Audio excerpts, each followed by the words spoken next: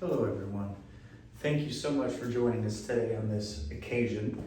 It's a sad occasion, but we're here today to remember the life and the legacy of Virgil Gall. Our condolences go out to the family. They go out to Margie and his faithful wife. They were married almost 80 years. Just absolutely amazing. I think 78 years total. Amazing accomplishment.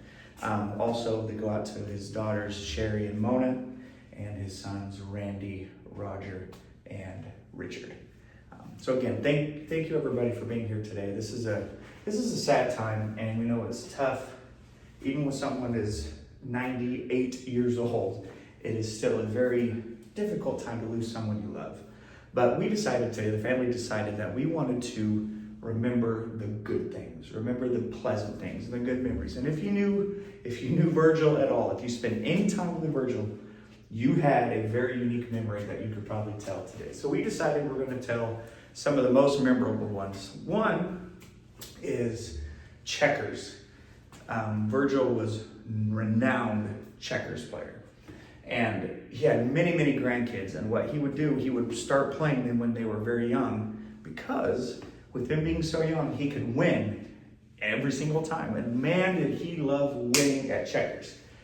But it's very interesting. Once the grandkids got a little older and got good, they began to win. And as soon as one of the grandkids would win, oh, it's time, you guys, I'm not playing no more. He would never play you again if you beat him at checkers. So he was a hard loser. He loved to win. One thing that we remember are the walks to the post office. They lived on the outskirts of Morton, Washington, a very rural town and community. And Virgil and Margie both would walk miles and miles a day. That's part of what has kept him alive this long and let him have such a long life.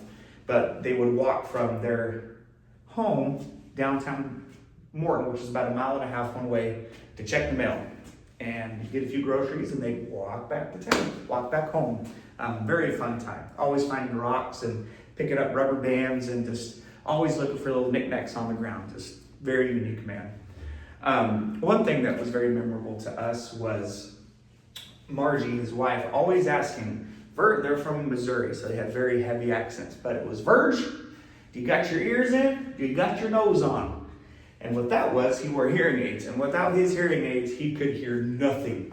Nothing at all. And the nose was one of those nose strips that open your nose up so you can breathe, because he snored, oh my goodness. He'd shake the house. So that was a very funny moment that we always enjoyed listening to at night during their nighttime routine. One thing was, every night before they went to bed, they would say their prayers. And they both, Margie still to this day, but Virgil, they knew how to pray. And they would kneel down next to their bed and they would say at least a 10-minute prayer. They prayed out loud. They prayed for every son, every daughter, every grandchild, family members, their church, their community. They were very, very faithful people. And last but not least, one little story I'll leave with you. In our church, there was a young man that was pretty fit, pretty buff guy, and always was picking on my grandpa. My grandpa loved to pick back. And one thing that he would do is he'd always pick on these young guys. Well, this young guy decided he thought he could whip my grandpa and thought he could whip Virgil. And so they got out in the grass, and at that point, Virgil was about 80 years old, and they went at it. And I'm telling you, in 0.3 seconds, that young man was on the ground and hogtied. And he just loved to brag about that to all of his friends.